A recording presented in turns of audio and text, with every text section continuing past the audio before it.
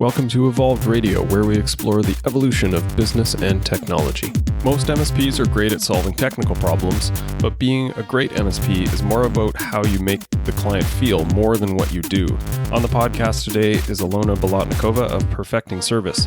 She helps MSPs with the soft skills and service coaching to ensure their support teams are providing the best possible service experience for your clients. We talk about common client complaints, best practices for updating clients on tickets, and some top tips for helping your techs improve their service skills. Enjoy my conversation with Alona about creating a great service culture. If you enjoy the show, be sure to subscribe on iTunes, Stitcher, or wherever you get your podcast from. Also, be sure to check out the webpage evolvedmgmt.com/podcast for show notes, links to my guests, and to check out previous episodes. Now, let's get started. Joining me on the podcast today is Alona Bolotnikova, Chief Perfectionist with Perfecting Service. Thanks for joining me, Alona. Thank you for having me, Todd. It's my pleasure to be here. So we met at DattoCon, I believe, and Yes. I was really interested in chatting a bit more about the service that you're offering, because I believe it's something that is not as well served as it probably could be. Most IT companies I describe as service companies. They just happen to do IT as their service, and they spend a lot of work getting the service right. But one of the areas that they're not great at, they don't spend a lot of time on, is the actual service element, like how you actually speak to people, how you engage them, and really the less technical elements and the more service-based elements of the work that they do. So really interested in sort of the work that you're doing to help MSPs focus on developing their service stack and really training people about what it takes to create great service. Exactly. So we found that technicians are, super comfortable with the computer and technology side of their jobs, but often don't have a customer service background or any sort of soft skill training. And so we really work to bridge that gap and increase client satisfaction. And it also makes technicians happier when everyone is on the same page and has the same expectations of what they should be doing. Yeah, it's really sort of the missing element, I feel, in a lot of service-based organizations. Maybe to start, you could tell us, how you got into this as sort of the work that you do. It's a very particular portion of the industry. So you must have some passion for customer service and those soft skill elements. Give us a bit of the history on that. So I've really been in customer service now most of my life. And in speaking with some MSP owners, this really sort of developed and I sort of ran with it. So on the one side, one thought, we're awesome, but how can we be even more awesome? And also thought, we're not really getting many complaints, but we also don't really know what's going on behind the scenes and would like to sort of figure things out there. And then on the other hand, the other owner was getting tons of complaints. His good technicians were leaving. His clients were leaving. And so thought, oh my gosh, I need to do something about this.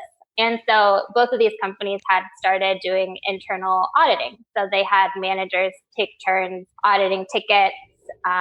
And it worked for a little while. It worked okay. But then the managers had to be sort of policed to get it done. Of course, they had a ton of other things that they had to do. And of course, there was always a question of, bias, either knowingly or unknowingly, towards certain technicians. And so they were looking for a solution as an external QA service and didn't find one and gave me this idea. So I started doing auditing for them and kind of took it one step further and started giving feedback to the technicians. So they would get daily feedback on soft skills. So it was sort of like on-the-job training for them as well. And word sort of spread. And now we have clients all over the US, Canada, and Australia. That's awesome. Yeah, QA service. I guess that was the description that I was looking for earlier, and and I agree. It's the MSP that I ran. I had the service manager had a deeper history around call centers and was very steeped in QA. So took that portion of the business very, very seriously, and you definitely saw the benefit of that in the client interactions. But you're right. It's often something that isn't something that people make time time for, and it's fairly laborious to sort of work through. If you have a high volume of calls, you're monitoring those calls on as they come through, and being able to review all of those tickets. It often gets delegated to the floor, as it were. So I think it's a unique service and very cool.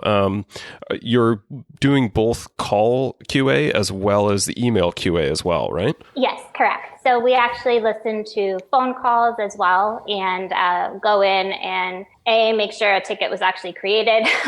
Very important there. If a client calls back a week later, issue reoccurred and there's no record of it, it doesn't look very good.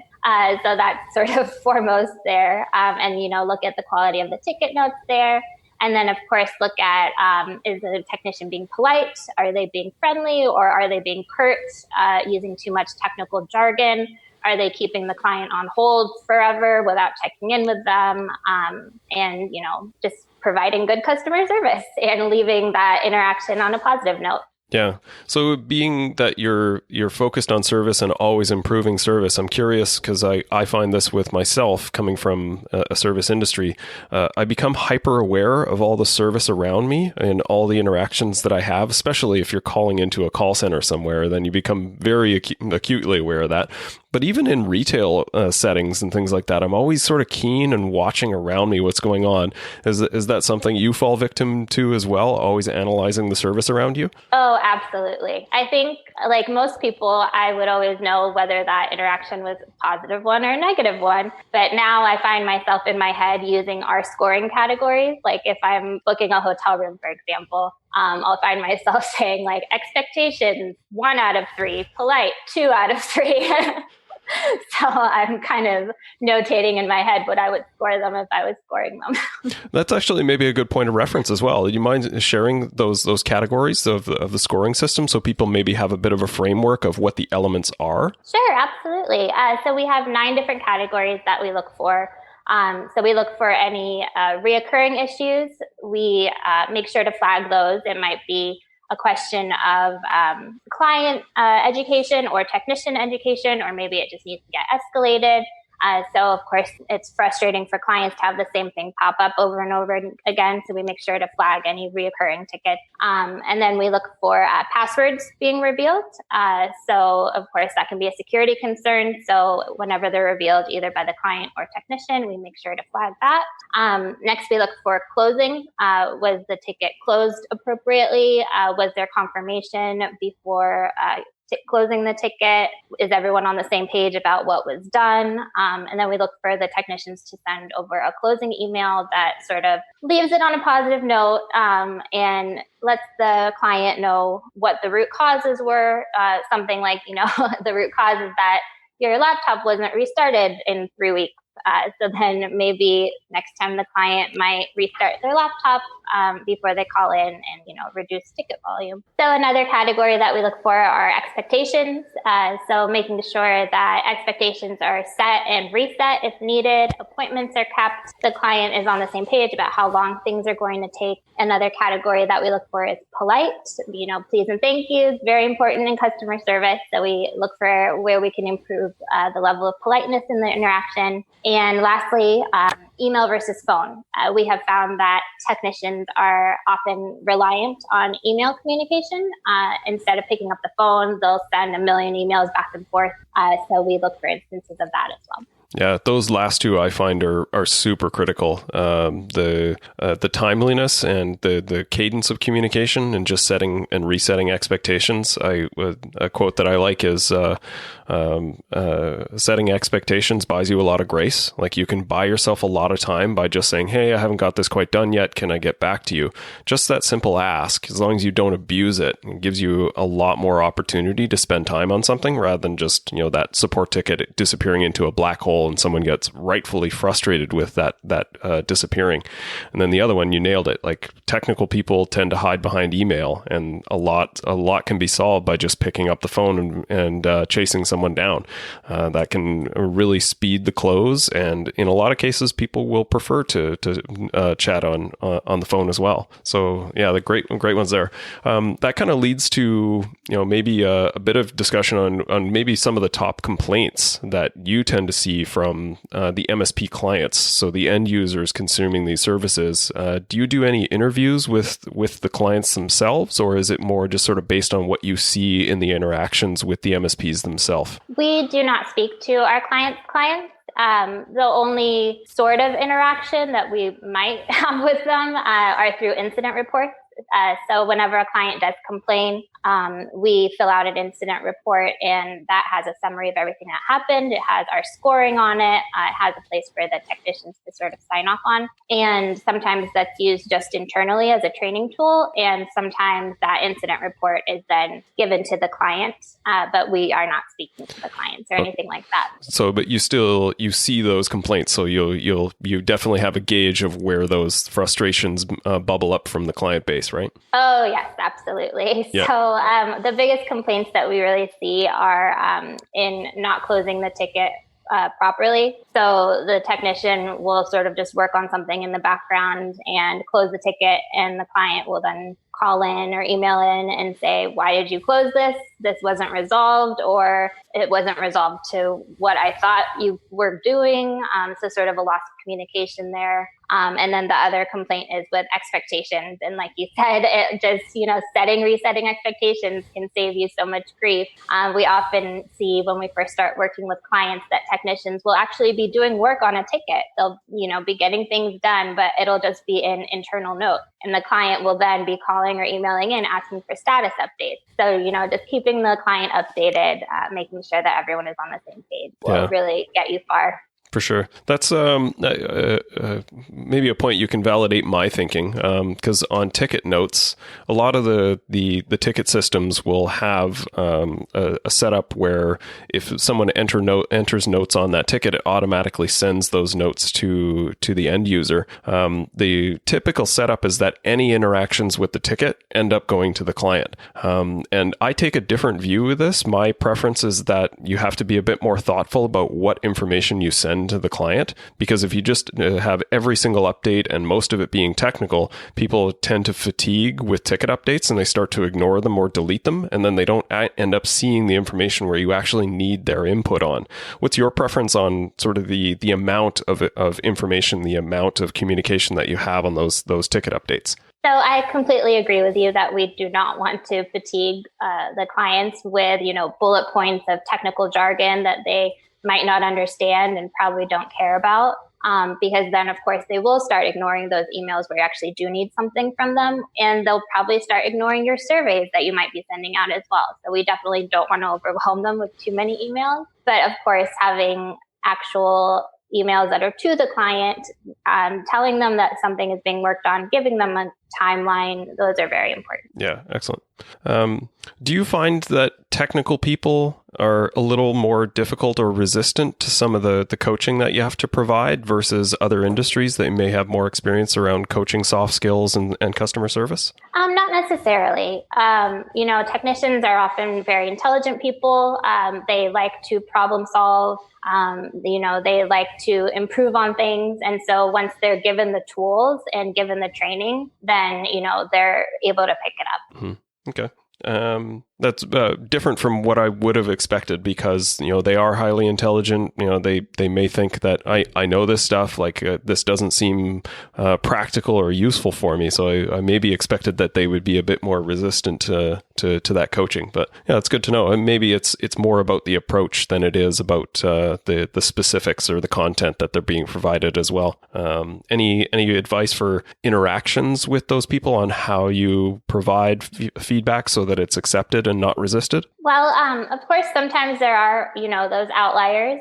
We have our cumulative monthly reports where we tally up all the scores, and sometimes see, some technicians, or maybe one or two in each company, might be trailing behind the rest of the team in their scores. So at that point, we would just concentrate on them a little bit more. And if they still don't want to improve, they still don't want to follow the best practices, then we would, have that conversation of maybe this isn't the right role for them. Maybe they should be moved to a more background role where they're not having client interaction, or maybe they're not a good company culture fit. If everyone else cares about customer service and the way that they're interacting, and this individual does not, then might not be a good fit. Yeah. No, I like that approach as well. So you've mentioned some data points that you use. I love being in the data and seeing what the data tells you. It's doesn't necessarily give you a prescription, but it certainly helps you ask better questions.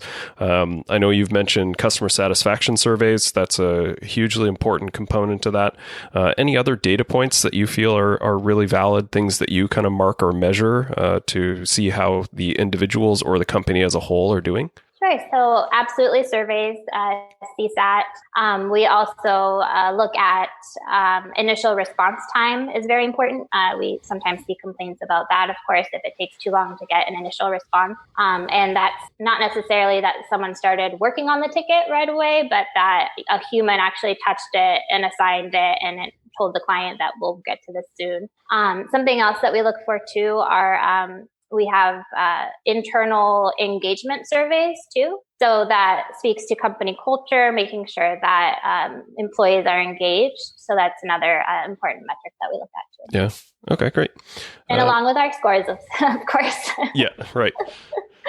And I guess what would you say are sort of the top 3 suggestions for companies looking to improve their customer service or help their staff to develop their soft skills? Any top 3 tips that you would pass on? Absolutely. The first one I would say is setting what those standards should be, what those best practices should be. Make sure everyone is on the same page. No one likes getting complaints or getting yelled at when they're at work. And especially no one likes that if it's something that they didn't even do. So if everyone's not held to the same standard, then we found that your good technicians will leave. So just making sure everyone's on the same page. And, we also think that having a never-ending cycle of enforcement is also crucial as well. You can give someone the standards, but if no one's making sure that they're actually following them, it doesn't get you very far. And if you're not sure what the standards should be, of course, we've done that work for you. Looked at hundreds and thousands of tickets by now. So if anyone's interested, please contact me. The second thing I would say is incentivizing employees publicly, hopefully, rewarding them for a job well done. We do something with Perfecting Service called the 100% Club. So in the daily emails that we send out, if any technicians got all 100% scores for the day, we do recognize them and point them out. And lastly, of course, IT companies were built to solve technical problems and often forget that it's a customer service world. And, they're wanting to keep their clients productive, of course, and solve their problems. But clients often won't care or remember how their IT issue was solved, but they will absolutely remember how they felt during that interaction. So just making sure to remember that. Yeah, really important stuff. Great. Well, interesting chat. I appreciate your insights on developing soft skills and creating a great service culture. If anyone wants additional info or wants to reach out to you, any suggestions on where they can find you or follow you? Absolutely. Our website, perfectingservice.com, or my email, Alona, ALONA, @perfectingservice.com. And I'm also on LinkedIn. Okay, great. I appreciate your time today, Alona, and thanks for coming on. Thank you so much for having me, Todd. It was fun.